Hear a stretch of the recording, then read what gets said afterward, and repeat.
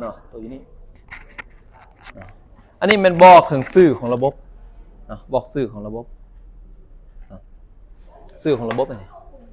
เนาะเนาะตัวนี้เนาะมันก็จะแบ่งห้องนี้บ่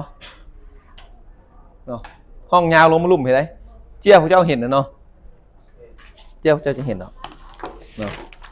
จะคือกันเนาะมันก็จะพาดมาถ้าพาดเอาบรรทัดวางมามันก็จะยาวลงมาเนาะสั้นอันนี้คือสื่อของระบบเนาะตัวนี้แม่นตัวนี้แม่นแต่ว่าคนละสื่อกับคนละระบบเนาะเส้นตัวนี้ power source เนาะคือกล้องฟิวกล้องฟิวกล้องฟิวเนาะอันนี้กล้องฟิวกล้องฟิวเนาะส่วนตัวนี้เนาะมันก็จะมีห้องตารางนี้เห็นนี่บ่อันนี้แมน backup light เขียนนี่เนาะ backup light อันนี้แมนระบบของวงจรไฟถอยระบบไฟของวงจรไฟถอยนี่เนาะวงจรไฟถอยก็เคลื่อนลงมาประกอบนี้เนาะส่วนห้องสุดท้ายเนาะที่สัญลักษณ์6ตาสีฟ้านะอันนี้ก็เป็นระบบหนึ่งต่างหากซึ่งเขียนอยู่นี่ก็คือไฟเบรก stop light เนาะอันนี้ให้จื่อไว้ว่าอยู่ในห้องนี้บอกถึงระบบเนาะบอกถึงระบบเนาะแล้วบัดนี้อยู่กล้องห้องเขาก็จะเห็นลำดับอยู่เบอร์1 2 3 4เนาะอันนี้เป็นซ่องเนาะเป็นซ่องเนาะซ่องที่1เนาะโซนที่1มันก็จะยาวเหยียดจนหดสุดที่มันก็จะมีขีดอยู่แบบนี้เนาะจากนี้บอมันก็จะยาวเวลาเราวางบรรทัดลงเนาะมันจะขนาดลงมาแบบนี้เลยเนาะฉะนั้นเลขอยู่นี่เป็นบอกถึงซ่องเนาะ1หน้าเจียในการแต้มวงจรจะมีอยู่4ซ่องเนาะมีอยู่4ซ่องบานี้1ระบบจะมีอยู่หลายซ่องน้อยสุดก็เป็น4เพราะ1ระบบมีอยู่1เจียเนาะ1ระบบหรือ1วงจรนะเส้นวงจรให้ถอยเด้อสิเนาะก็มี1นาเจียบ่ฉะนั้นมันก็จะมี4ซ่องพอกำหนดมาเลยเนาะ1นาเจียคือ4ซ่องแล้วบานี้5ระบบใหญ่หรือวงจรใหญ่เนาะเส้นวงจรของระบบควบคุมเครื่องจักรสิมันจะมีหลายใบเด้เนาะน้อยสุดเป็น5ใบเนาะน้อยสุดเป็น5ใบที่จะเอามาต่อกันได้1ระบบนะจะเป็นระบบควบคุมเครื่องจักรนั่นสิเนาะก็จะมีเซ็นเซอร์หลายเซ็นเซอร์แหละเนาะที่เข้ามาที่เกี่ยวพันกับเครื่องจักรนั้นเนาะฉะนั้นถ้ามี5ใบมันจะต้องมีจะซ่องสาวซ่องเนาะอันนี้ให้เข้าใจไว้เพราะว่าเลขนี่มันบอกถึงซ่องของมันเนาะ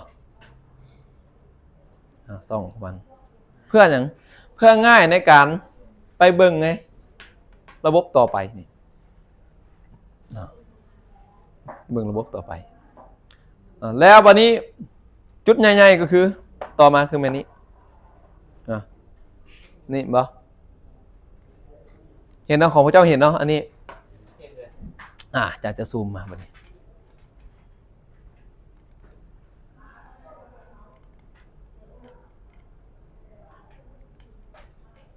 เนาะอันนี้แหละเนาะ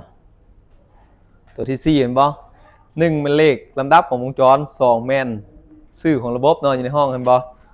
ลำดับ1 2 3 4เป็นซ่องของมันบ่ต่อมาแม่นสัญลักษณ์เครื่องหมายไฟตีนกาเนาะไฟตีนกาจังซี่เนาะเครื่องหมายนี่ก็แล้วแต่ว่ามันจะบางเทื่อก็มีหอด7เนาะ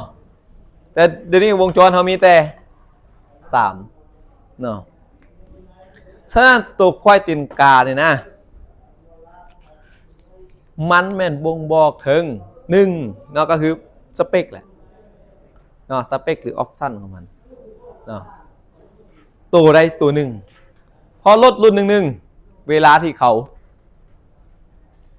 ผลิตออกมามันก็จะมีออปชั่นให้เลือกดิเนาะคือวีโก้อย่างวีโก้2008สินะมันก็จะมีตัวออปชั่นเต็มเนาะตัวเกตออปชั่นมันอยู่กลางๆแล้วก็ต่ำเนาะมันก็ขึ้นกับราคามันเนาะด้านเขาก็เลือกใส่ตามนั้นเวลาเขาซื้อนะเนาะแต่เวลาเขามาเบิ่งวงจรเนี่ยนะจะออปชั่นเต็มบ่เต็มแม่นเบิ่งตัวเดียวนี่แหละถ้าปี2008เนาะอย่างนี้2008เบิ่งตัวเดียวนี่แหละฉะนั้นมันจะเฮ็ดสัญลักษณ์ไปเพื่อจะระบุว่าเป็นออปชั่นใดเนาะเครื่องหมายดาวบอกถึงออปชั่นเนาะหรือสเปคของมันรถทันเนาะเส้นยกตัวอย่างคือเดี๋ยวนี้เนาะมันเขียนเดี๋ยวนี้แล้วมันอยู่ขีดบ่จื่อว่าแล้วมันอยู่ขีดความหมายของมันก็คือแม่นมีเนาะความหมายคืออันนี้ก็คือมี ABS เนาะตัวลุ่มแม่นมี Center Stop Lamp เนาะอันนี้ก็ดับมันอยู่ขีดเนาะมีความหมายว่ามีขีดละล่าไหนและยังจะมีดับมันอยู่ขีดโอขีดโอเนาะวิดกับวิดเอานี่บ่มีอันนี้มีเนาะบ่มีเนาะบ่มี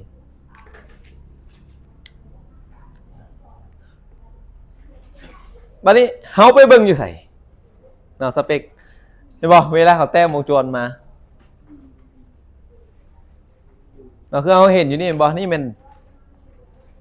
หมายดาวเนาะหมายดาวหมายความเป็นการเลข2บ่ฉะนั้นจะเบิ่งเส้นนี้ก็ต่อเมื่อมี Center Stop Lamp เนาะมี Center Stop Lamp นะอันนี้ก็คือกันเห็นบ่เนาะเวลาเขาเบิ่งวงจรนะเดี๋ยวอย่างเอาเดี๋ยวได้เสียบฟิวไฟเบรกเข้าไปแล้วมันขาดเนาะเวลาเหยียบเบรกแล้วขาดตลอดนะสั้นอะไรคืนนี่เนาะหลังจากออกฟิวมาบ่มันช็อตอยู่ใส่เนาะต้องได้ไล่เมื่อไหร่นี่นะเนาะต้องไล่เมื่อไหร่นี่แต่พี่ไปแล้วไปบวกเห็นบ่ตั้งแต่ขาที่1ไปแล้วคนนั้นคือกันราคาที่4ไปแล้วนี่เนาะต้องได้ไล่ไปเนี่ยเนาะเนาะ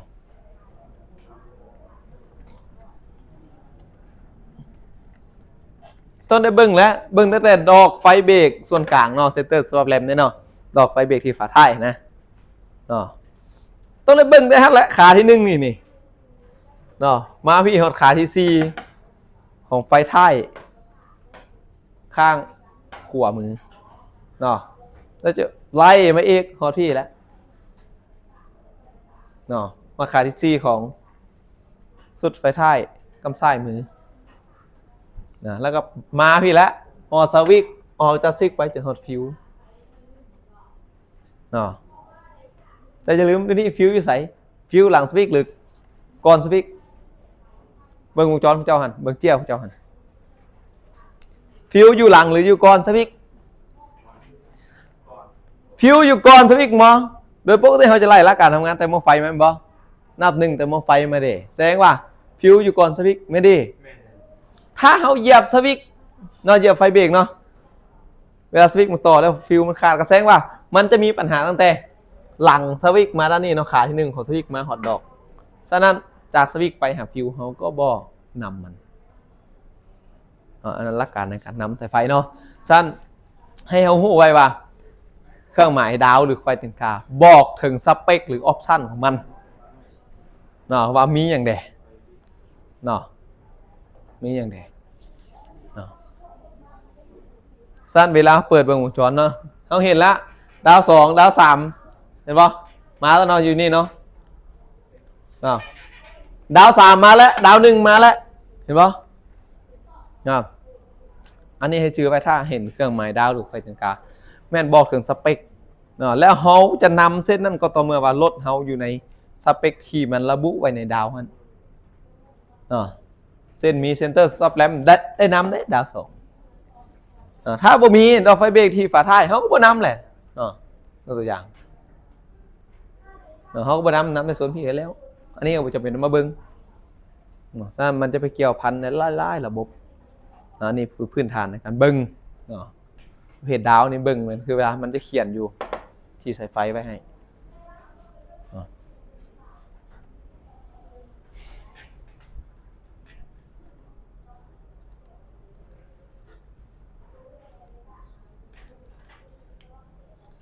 ตัวใหญ่ๆเมื่อเนาะแบบนี้เนาะตัวใหญ่เมื่อละยังแต่ส่วนอยู่ในวงจรนี่แบบนี้ตัวอยู่ครอบนอกมันเมื่อละเด้เห็นบ่เลข8จะถึงก็เมื่อละซื้อนี่ก็เมื่อไปละเลขนี่ก็เมื่อไปละอันนี้ก็เมื่อไปละหู้ไปละA/T อย่าลืมนะ A/T ไหนอยู่นี่นะเดี๋ยวเขาจะซูมเบิ่งอยู่นี่ A/T เนาะได้เนาะบานนี้เริ่มมันเนาะเริ่มนี่เลยเนาะก็คืออาทิตย์แล้วเขาได้เว้ากันส่วนหนึ่งละเนาะตอนที่เขาอยู่ห้องรุมฮั่น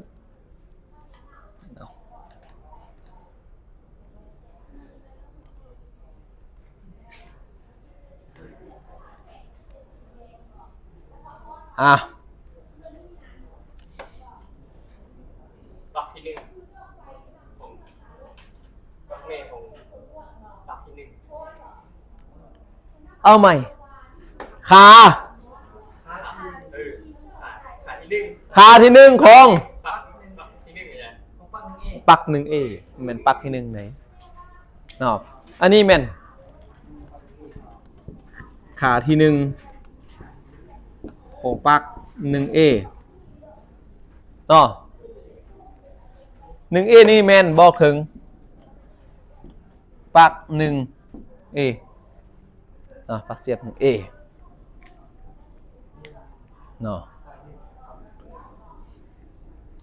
ตัวที่เป็นคล้ายๆวงมนนี่ไปซื้อเลยเดี๋ยวไอ้โอนเงินไปเลยรถไอ้ไปบอกรถไอ้ไปก็ได้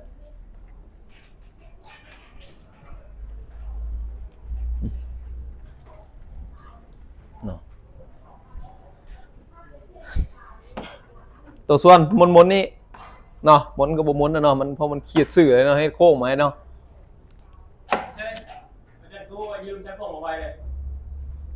เปิดเอาอยู่ในสั่งนี่เอาอันนี้เอานี่มีสายเอาตายบ่ดิเอาเนาะโยนไปเ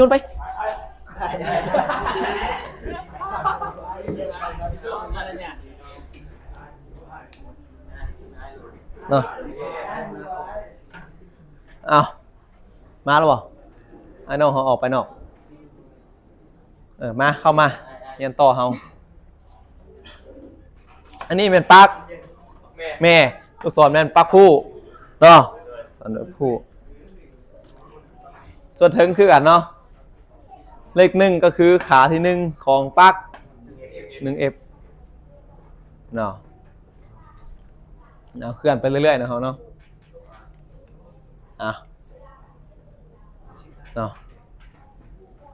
บัดนี้ขอปัก 2G เห็นว่าจาก1ปุ๊บมันจะเป็นเลข2แล้วจาก1เป็นเลข2บางวงจรก็จะเป็นเลข3ไปก็มีเลข4ไปก็มีแล้วแต่ว่ามันมีจักบล็อกเลยน้องเด้อมันมีจักบล็อก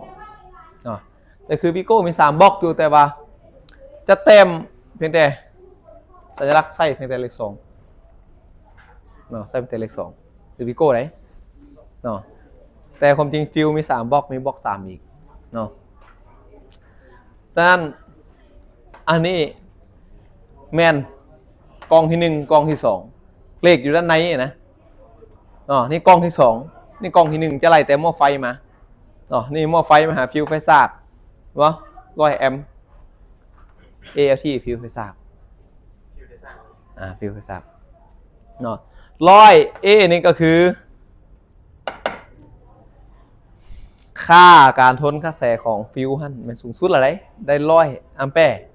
ถ้าเกินนั่นมันก็ขาดเข้าใจเนาะส่วนสัญลักษณ์อยู่ลุ่มนี้ AFT นี่แม่นชื่อของระบบมันซึ่งอันนี้ก็คือแม่นไฟซากเนาะอันเตอร์เรเตอร์เนาะชื่อของระบบมันนี่ก็คือนี่ฟิวของไฟซาก ALT เนาะฟิวเมนของไฟซากละเนาะสั้นเฮามาสังเกตเห็นฟิวความแตกต่างของฟิวแตกต่างกับวะในการแต้มถ้าเราเห็นฟิวที่เป็นไส้ซ่อนกันนี่เป็นฟิวใหญ่ส่วนส่วนแบบนี้นี่เนาะมันเป็นฟิวเสียบธรรมดาฟิวน้อยเนาะภาษาไทยเขาเอิ้นฟิวใบมีดนะฟิวใบมีดอันฟิวมันมีสองขาเลย ฟิวมี2 ขาเมื่อไรฟิวน่ะเนาะฟิวนี่เนาะมันจะสัญลักษณ์แบบนี้ก็คือฟิวห้องน้อยนี้ถ้าฟิวบอกใหญ่ยังสิมันจะสัญลักษณ์แบบนี้เนาะเข้าใจน้อยน้องเนาะอาจจะ40-30ก็แล้วแต่ถ้าว่าฟิวบอกใหญ่มันจะสัญลักษณ์เป็นแบบนี้เนาะสั้นให้จื้อไว้ว่าถ้าขึ้นต้นด้วยตัวเลขอยู่ในบล็อกนี่นะเนาะมันจะเป็นสัญลักษณ์ของกล่องฟิวเนาะปลั๊กของกล่องฟิวแล้วแต่ว่าเป็นกล่อง1กล่อง2กล่อง3ก็แล้วแต่เนาะฉะนั้นสัญลักษณ์ในวงจรก็คือเนาะจะซี่มาอันใดก็แล้วแต่แล้วเนาะนี่เนาะจบไปแล้วมั้งสัญลักษณ์นี่เนาะเคลื่อนไปเรื่อยๆจากนี่มาก็เอามานี่เนาะตัวนี้เนาะอันนี้ความจริงมันมีในเอกสารเก่าเกี่ยวกับปีกายแหละเนาะแต่จะเว้าคืนทุกเครือตีกรอบแบบนี้เนี่ยนะนี่คืออุปกรณ์เนาะอุปกรณ์เลขที่อยู่ด้านนอกก็คือคล้ายๆครับตัวนี้แหละแม่นขาของปลั๊กกันเนาะขาที่4ขาที่1ของปลั๊กนี่ปลั๊กบอนี่บอกถึงปลั๊กi6อยู่ลุ่มi6นี่แม่นชื่อของอุปกรณ์นี่เนาะแล้ววันนี้อยู่ด้านในกรอบสี่เหลี่ยมเขาก็จะเห็นเขาเอิ้นว่าสัญลักษณ์ขั้วของมันเนาะสัญลักษณ์ขั้วของมันขั้ว AM1 ขั้ว ACC ขั้ว IG1 อันนี้คือเอิ้นขั้วเนาะส่วนด้านนอกเอิ้นขาเนาะเอิ้นขาอยู่รูปนี้เด้ปักเนาะอันนี้แมนซื่อเนาะแล้วทุกอย่างที่ลงท้ายด้วย SW เส้นแมนบ่งบอกถึงว่าสวิกเนาะ SW เป็นสวิกนี่ก็อีกนิเซนสวิกบ่สวิกจุดระเบิดเนาะส่วนนี้ในหู้กันแล้วนี่เนาะนี่บอกถึงสัญลักษณ์ของสีสายไฟเส้นนี้เนาะถ้าเห็นแบบนี้นี่สีแคบเห็นปะถ้าสีเดียวมันก็จะเขียนเพียงแต่ตัวใดตัวหนึ่งใส่อย่างตัวบี้เห็นสิเนาะตัวบี้ใส่เนาะจะใส่ตัวเดียวเนาะบัดนี้แคบก็เขียนได้2แบบบ่บี้ขีดอย่างW หรือบี้ทับ W อันนี้คือสีแคบแล้วแต่ว่าเขาจะกำหนดแบบไหนเราจะเอาขีดยาวบอหรือสแลชหรือขีดทับหันเนาะวันนี้จุดนี้จื้อวะที่แล้วจังได้เว้าคร่าวๆแต้มอยู่กระดานให้อันนี้แมนปักที่ใส่เป็นจุดต่อสายไฟบ่ เนาะก็คือชื่อของมันคือเนาะจังซันคอนเนคเตอร์เนาะปลั๊กนี้รูปร่างหน้าตาปลั๊กก็จะเป็นแบบนี้จะมีขาแต่บุมีสายไฟออกเนาะเพราะว่าด้านในนี่มันจะมีเนาะซ็อตเทอร์มินอลซับเทคนิคบอกซ็อตเทอร์มินอลเนาะก็คือมีขาเสียบอยู่บอกเขาจะเอาวางแหละเราจะไปเอาวางลงฮะน้องเราจะไปเอาวางให้แล้วเราจะเอาเนาะก็คืออันนี้มี3มันบ่ตกอันนี้มี3เนาะอันนี้มี3ถ้าเขาอยากให้อันนี้เนาะ3เส้นต่อกันปกติบอกแล้วย่ำท้องมันบ่มาแต่โรงงานบ่อันนี้ก็คือจุดต่อแบบที่1นะถ้าแบบบ้านๆเขาเด้ปอกแล้วเขียนติดกันแล้วก็จอดเนาะหรือบ่จอดก็แล้วแต่อันนั้นน่ะเนาะแต่ว่าถ้าเป็นจักสันคอนเนคเตอร์มันจะมีซ็อตเทอร์มินอลนะหรือเขาเอิ้นหางปลานะแน่เลย3ขั้วนี่จบ3เส้นนี้จะต่อกันโดยใช้จักสันคอนเนคเตอร์เนาะหรือที่เป็นปลั๊กเชื่อมต่อสายไฟนี่เนาะเป็นนี่เนาะอันนี้คือ3เส้นที่ต่อกันก็แล้วแต่วงจรมันเขาออกแบบมาจักเส้นต่อเนาะตัวเสียบเข้าง่ายแท้ไปนี้ละไปบ่ออกเลยยังไงดูถึงจะออกอันนี้เป็นแบบนี้เนาะสัญลักษณ์แบบนี้เนาะแล้วอยู่นี่เนาะถ้าอันนี้มันแต้มได้หลายแบบปะจะแบบได้ไหมจะแบบ4 แบบ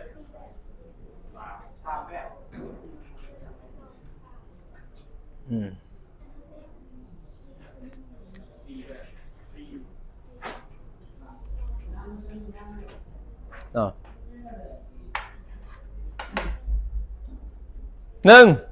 ใส่แบบนี้บอ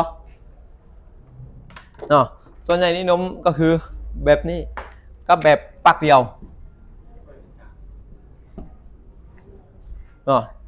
นิยมไม่แทบเป็น2แบบนี้แหละที่มีในวงจรในที่เห็นได้เนาะจะเป็นแบบนี้ก็คืออันนี้ปักเดียวอันนี้จะเป็นบล็อกของมันเลยมันจะมีหลายปักฉะนั้นอันนี้มันจะบอกเจเดียวแหละเจเดียว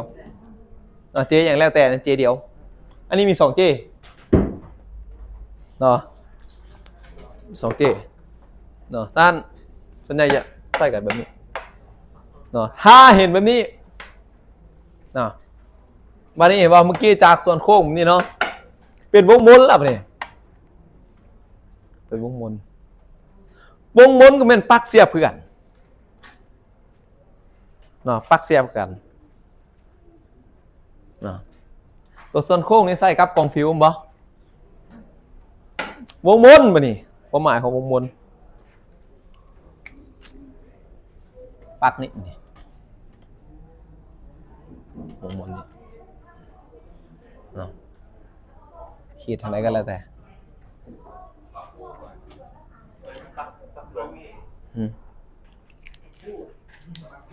ถ้าเห็นสัญญาณวงมนแม่นไส้กับหลายปลั๊กในอุปกรณ์ตัวเดียว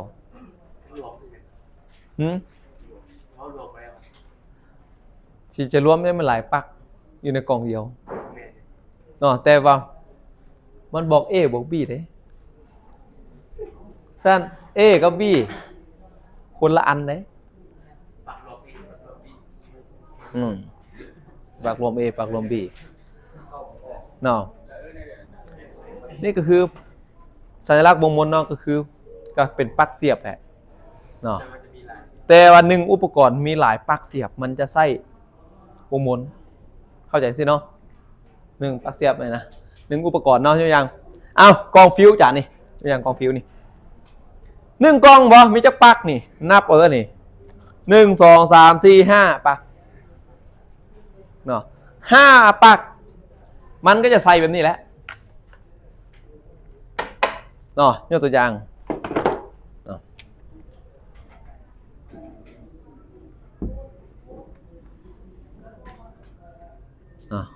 แล้วแต่เนาะมันจะออกมาเลย A B C บอ D E F บอแล้วแต่จะหอด5เลยหอดหรือบ่5กายเอ้ยเนาะสั้นจักปักกันแล้วแต่เนาะความหมายถ้าสัญลักษณ์วงม้วนก็คือมีหลายปักหลายก็คือ2ขึ้นจะหอด7-8 ปักก็แล้วแต่แหละเนาะพอเขาผลิตมาดิเขาเป็นน้ำไส้เบิ่งตามนั้นสั้นมันจะเขียนอยู่ในนี้ยกตัวอย่างE เนี่ยอย่างถ้าเป็นกอง ECU มันจะขึ้นต้นด้วย E เนาะ E 10 A จุด E 11 B จุด E 12 C ไปเรื่อยๆเนาะสั้น A B นี้แทนความหมายให้พวกนี้สั้นเราจะกลับมาเบิ่งตัวนี้บ่ A อันนอกนี่แม่หนัง B เป็นหนังขานี่ขาถ้าจักสั้นคอนเนคเตอร์มันจะบ่ใส่เป็นตัวเลขมันจะใส่ AB เนาะถ้าจักสั้นคอนเนคเตอร์ได้เนาะ AB อยู่นั่นแหละเนาะขา B ปัก A แต่ A หน้าที่นี้แทนให้ J18 เนาะ J18 เท่ากับ A มานี่ต่อมา J19 เท่ากับปลั๊ก B นี่เนาะอันนี้ก็คือความหมายของจักสันคอนเนคเตอร์ที่แต้มแบบนี้แล้วมีสัญลักษณ์ขั้ววงหมุนนี่เนาะถึงจะบ่เป็นจักสันคอนเนคเตอร์เป็นอันอื่นก็เป็นคือกันเนาะเป็นคือกัน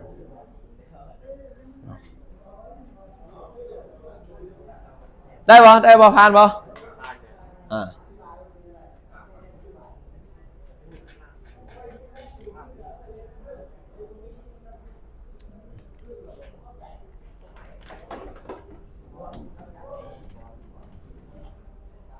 เอาก่อนจะมานี่ก่อนซะก่อนคืนนี่กันอันนี้แมนสัญลักษณ์ของ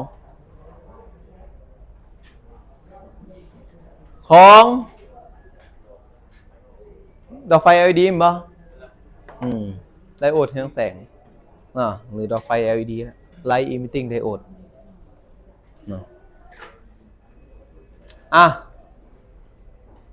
อันนั้นของเจ้าสามารถแต้มตื่มเด้อเพราะของพวกเจ้าแต้มเป็นวงม้วนเนี่ยนี่เห็นปะแต้มหูไดโอดเนี่ยนะแล้วตีวงม้วนใส่บ่อยู่ในสัญลักษณ์ที่พวกเจ้ามีนะอยู่ต้นละเรื่องสัญลักษณ์มันจะเป็นแบบนี้ดอก LED เดียวแม่นบ่แล้วอีกแบบหนึ่งแต้มแบบนี้เนาะส่วนใหญ่นี่เนี่ยแต้มแบบนี้บัดนี้มาหาสี่เหลี่ยมบัดนี้สี่เหลี่ยมแมนสิเมื่อไหร่ไหนปักแต้ม3แบบสิได้สี่เหลี่ยมบัดนี้ลูกศร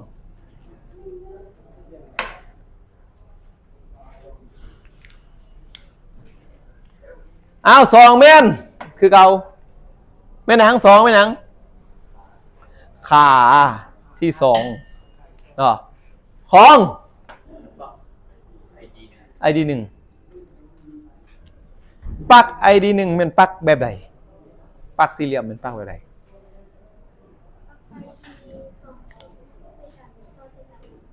ปลั๊กไฟที่ต่อสุดสายไฟ2สุดใส่กันเนาะ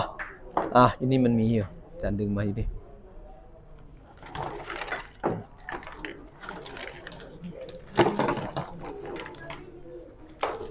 อยู่นี่เนาะเห็นปะ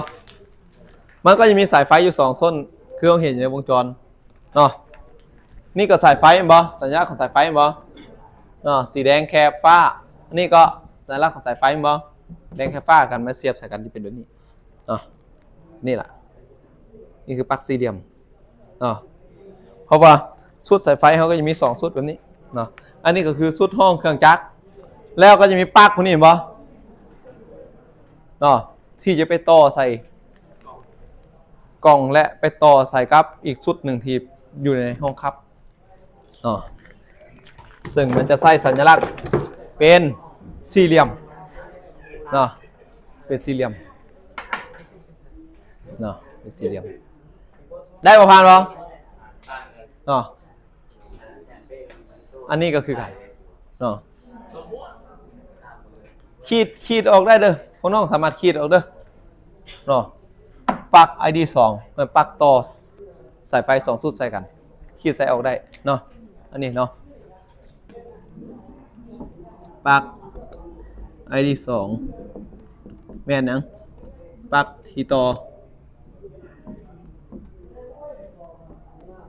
สายไฟ2สุดใส่กันเนาะเอาเขียนใส่เลยเนาะสามารถเขียนใส่ได้แล้วนั่นเจียไผ่เจียมันแล้วมุเกี่ยวกันแล้ว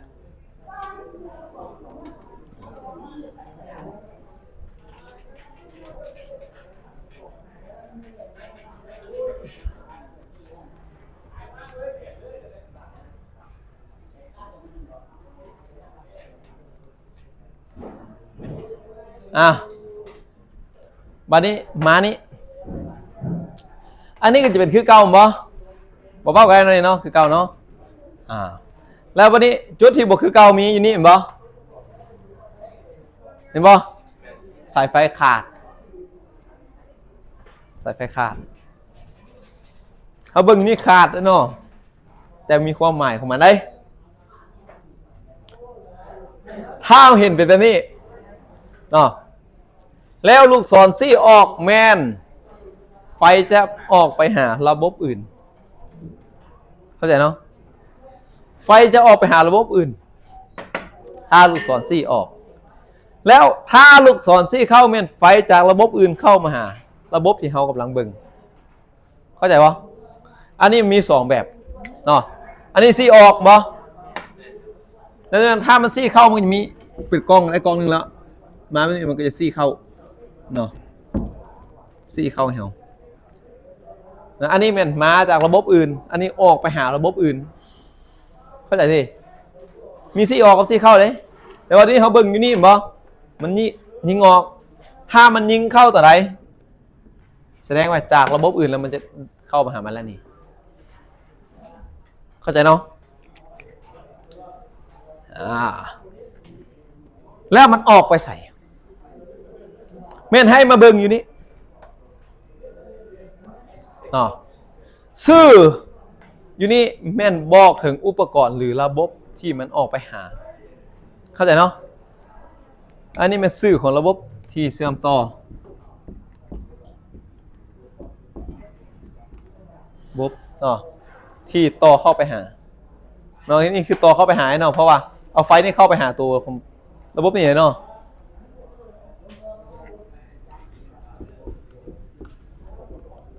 ต่อเข้าหาก็คือยกอย่างดาวหนึ่งมันจะบอกว่าสคริปต์คอนโทรล ECU เนาะ with accelerator เนาะมันเข้าไปหาระบบสคริปต์คอนโทรล ECU เนาะก็คือระบบเบรก ABS แหละเพราะว่าดาวหนึ่งเมื่อกี้ที่เราเว้ากันมันระบุอยู่หั่นมันดับมันอยู่ขีด ABS แม่นบ่ฉะนั้นอันนี้จะเข้าไปหาสคริปต์คอนโทรลเนาะของเบรก ABS แล้วบัดนี้เขาจะเห็นอยู่นี่บ่นี่ก็มีบ่แตกต่างกันเนาะฉะนั้นตัวนี้คือหมายใหญ่น้อยและบินเข้าหากันนี่นะแล้วมันจะมีเลขด้านในบ่อย่าง13จุด13/3เนาะแม่นจุดลด/3 13แม่นหนังเลข8เขาว่าอย่างไรเมื่อกี้เลข8ถึงนี่ลำดับวงจรเนาะก็คือลำดับของระบบมันเนาะก็คือ แม่นวงจรที่13เนาะอันนี้เนาะ3 ขีด 3แม่นซ่องที่3ตัวที่หน้าเจี้ยมันเรียง1 2 3 4เนาะฉะนั้นเขียนออกมาเลยวงจรที่13ไปหาวงจรที่13เนาะที่13อันนี้แม่นซ่องที่3ซ่องที่3วงจรที่13ซ่องที่3แล้วปะนี่ดิอันนี้ซ่องที่4ชื่อ4ไว้ดีเนาะเดี๋ยวนี้เอาตัวนี้ก่อนมันจะง่ายเอาตัวนี้เบิ้งนี่เนาะชื่อนี่เนาะของพระเจ้ามีเนาะแล้วอาจารย์จะดึงลงมาให้เบิ้งมันอยู่อย่างอยู่ซ่องที่อะไรซ่องที่4เดี๋ยวนี้มันบอกว่าออกไปหาวงจรที่13ซ่องที่3แล้วเวลาเขาไปเบิ่งวงจรที่13มันจะบอกว่ามาจากวงจรที่8ซ่องที่4เนาะมันก็คล้ายๆเขาเดินทางแหละเนาะอันนี้บอกว่าค่อยอยู่เวียงจันทร์ค่อยไปพงสาลีแล้วมันผู้อยู่พงศลีก็บอกว่าเจ้ามาพงศลีแล้วปุ๊บเจ้าต้องไปเวียงจันทร์เราไม่จะกลับไปกลับมานี่เนาะสั้นให้จื่อพวกนี้ก็คือถ้ามันไปจากช่องที่8เข้าหาอันไปหาอันเนาะมันมาจากวงจรที่8เนาะแล้วไปเข้าหาวงจรที่13ช่องที่3แล้วบัดนี้ตัวเวลาไปเบิ่งตัว13มันจะบอกคืนว่ามาจาก8แล้วช่องที่4เนาะฉะนั้นมันเป็นระบบที่มันเกี่ยวพันมันต่อเนื่องกันเนาะฉะนั้นระบบภูมิคุ้มกันจักรจะมีคือกันเนาะเอาไปเบิ่งเนาะไปเบิ่งว่ามันมีแท้บ่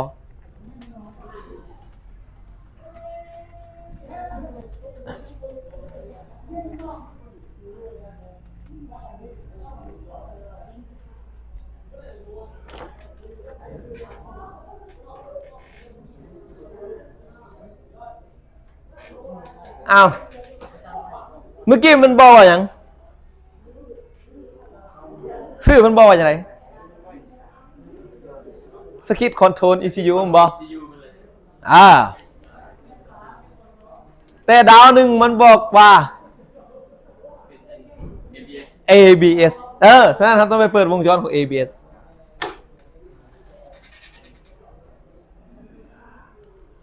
ABS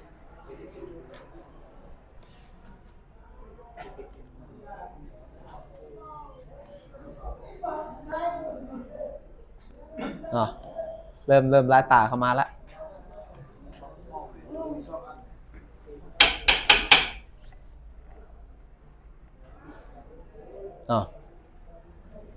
เห็นว่าวงจรที่13วงจรที่13นี่อันนี้เราเปิดคูมูซ่อมมันยังไงหน่อยหนึ่งถ้าเปิดปื้มเปิดตำราอันนั้นแหละต้นในเบิ่งนี่ละเอียดเปิดคูมูซ่อมคลิกปุ๊บมันลิงก์เลยซ่อง1ซ่อง2ซ่อง3เมื่อกี้มันบอกว่า13ซ่อง313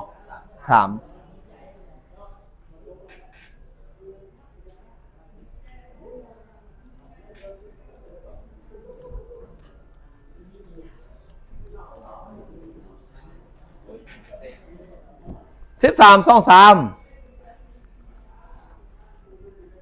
8ซ่องอย่างเมื่อกี้8ซ่อง4 8ซ่อง4ระบบสต็อปแรมสวิตช์มันบอกไฟเบรกมั้ยมาจากสวิตช์ไฟเบรกเมื่อกี้ลูกศรซี่ออกนี่ลูกศรซี่เอาจากABSเข้า stop lamp หน่อยลูกศรมาได้ใส่มาแต่ CCU จากไฟสต็อปแลมป์เข้ามาหา ABS แม่นตัวสั้นเอาไฟจากวงจรไฟเบรกเข้ามาอันระบบไฟเบรกธรรมดาเข้ามาหาตัวสคิดคอนโทรลเนี่ยนะ ECU นะของระบบเบรก ABS แล้วอันนี้คือกล้องแหละเนาะกล้อง ABS กล้องดำๆที่มีท่อเบรกติดหลายๆเราให้มาท่อน้ำมันเบรกเข้าหันก่อนแล้วก็จะแยกไปแต่ล้อเนาะเขาจะมีเห็นกล้องสีดำแล้วมีปลั๊กเสียบอยู่เนาะอันนั้นแหละสคิดคอนโทรล ECU เนาะโอเคปะกลับไปเก่าหน่อยเนาะ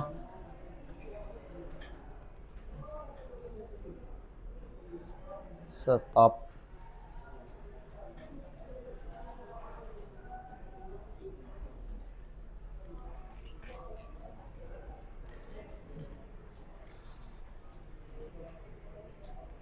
อ้าวมาหอดนี่ละมานี่อันนี้บาธิบายกันไอ้เตี้ยนี่เนาะอันนี้มันปักอันนี้มันขาอันนี้มันซื่อเนาะเข้าใจเนาะขาที่4ขาที่5ขาที่3ของปัก4เนาะส่วนนี้ก็ไปแล้วมันบอกถึงดอกไฟเบรกอันนั้นดอกไฟถอยดอกไฟเบรกเนาะนะอยู่สุดท้ายแหละอันนี้บอกแล้วบอกอันนี้ก็อันนี้อันเดียวกันเห็นด้วยความหมายอันเดียวกันเนาะตามแต่ว่าคนละตัวซื่ออันนี้ก็ว่าไปเมื่อละเมื่อได้อันนี้อันนี้ก็ว่าแต่ที่แล้วมันละจุดลงกาวถ้า3 เหลี่ยมจุดลงกาวจุดลงเฮือนแล้วแต่ละแต่พวกเขาจะไปใส่ได้เนาะจุดลงเฮือนน่ะบันไดเนาะจุดลงเฮือนพวกเขาก็ได้เห็นยังไงหรือมีบางคนลงปองเยี่ยมบ่ไอ้น้องเขาเนาะอันนี้จุดลงกาว IG จุดลงกาว IF เนาะอันนี้สัญลักษณ์ของกาวบ่นั่นอยู่ที่สุดสายไฟมันก็จะเป็นแบบนี้เนาะเป็นแบบนี้มันบ่เป็น3 เหลี่ยมคือเขาเห็นไหน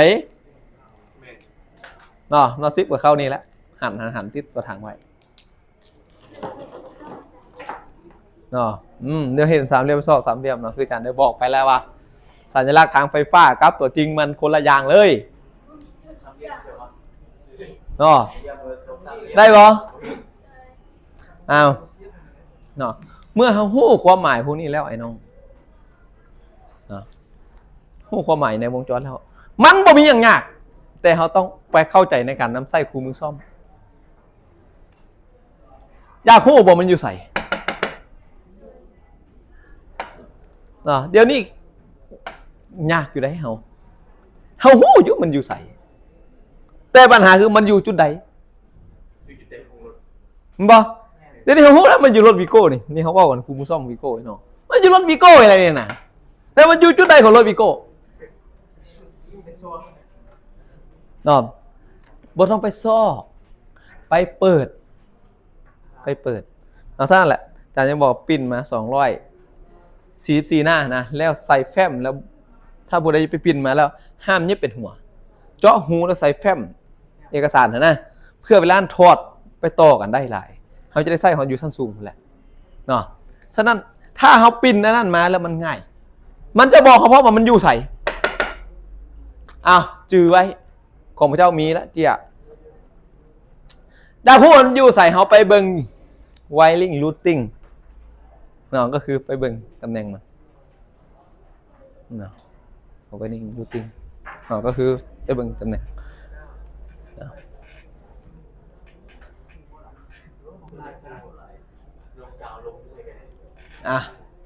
เขาก็จะเคลื่อนไปเบิ่งเนาะไวริ่งรูทติ้งบ่ตัวนี้เนาะ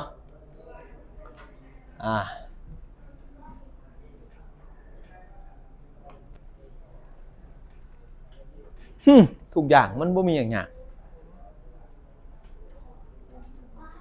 สำคัญคือเขาน้ำไส้เป็นหรือบอเฮ้ยบ่ต้องยากเมื่อกี้เห็นบอกกองโฟกองฟิวเขาว่าอย่างไร1A ไม่ปะ1A 1F เดี๋ยวปักสอบคนแล้ว 1A 1F น้องสิย่าอย่างเบิ่งไอ้นี่มันลายตาเขาก็มาเบิ่งก่อนมันโน้ตไปนี่ 1A มีบ่ 1A มีบ่บ่มีแต่ A1 เขาไปสอบจนหาให้มันเห็น 1A ฉะนั้นมันต้องไปเบิ่งรีเลย์บล็อกหรือจักสันบล็อกอันนั้นคือกองฟิวเด้เนาะอันนี้เบิ่งตำแหน่งของปลั๊กอุปกรณ์ของรถทันซื้อกองฟิวไปเบิ่งเฉพาะกองฟิวเนาะเห็นบ่เนาะมันบอกเขาเมื่อว่าอยู่ใส่นี่นะเนาะเขาไม่ต้องคิดให้มันเมื่อยไม่ต้องไปซอกหามันหลายเปิดคู่มือซ่อมมันซี่อยู่ใส่เราจะไปฮั่นเนาะนี่มันบอกเขาเมื่อไหร่พวกนี้นะบอกเนาะสั้นอย่าไปซีเรียสเห็นปะJ1 J2 J3 J4อยู่ใส่มันบอกมันเมื่อกี้เขามี J18 J19 บ่แทน A กับ B เนาะJ18 J19 ใส่นี่บ่อย่างเอานี่ก่อนเห็นอะไรเอานั่นก่อนไปมันจะง่ายเอากระแสงมันอยู่หน้านี่ตัวนี้มี J18 J19 จะสั่นคอนเนคเตอร์มีบ่นี่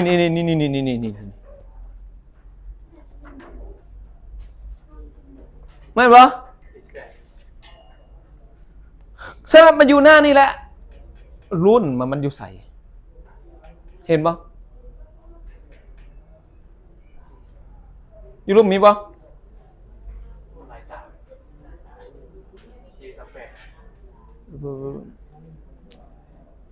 บ่มีอยู่ใส่J17ใส่19บ่มันซี่ใส่อันนี้เบิ่งพวงมาลัยอยู่ด้านนี้เห็นปะแม่นหรือเปล่าแม่นแล้วรถบ้านทางพวงมาลัยอยู่ใส่ใช่กระแสงมันอยู่แถวพวงมาลัยมันซี่ไปใส่โอ้อยู่กองพวงมาลัยไม่รู้ว่าห้ามก็ไปสอบกองพวงมาลัยอันจบมันต้องเป็นหลายเรื่องเห็นปะถ้าเรามีคู่มือซ่อมมันง่ายเนาะบ่เป็น500,000 กีบก็ได้แล้วอันนี้นะเดี๋ยวสิบอกว่าเอาอยู่ใส่เนาะได้เนาะเมื่อเอาหู้ตำแหน่งอย่างที่แล้วเขาอยากหู้หน้าตาบอมเป็นยังไงบ่ยากอีกอันนั้นก็ได้ถ้าใส่เป็นเนี่ยนะบ่มีอย่างยากถ้าเขาหู้เนาะอ้าวอยากหู้หน้าตาเป็นอะไรคอนเนคเตอร์ลิสคลิกแล้วก็มันจะลันออกมาห่านบอนี่นะ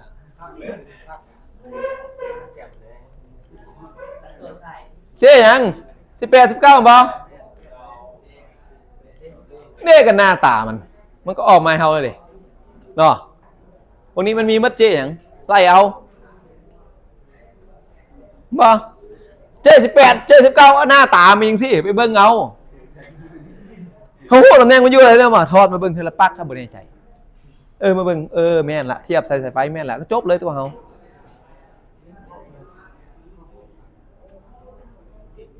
ฉะนั้นอย่าซีเรียส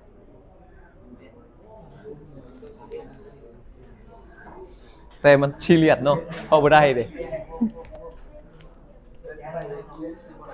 ได้บ่มื้อนี้ข้าวๆเท่านี้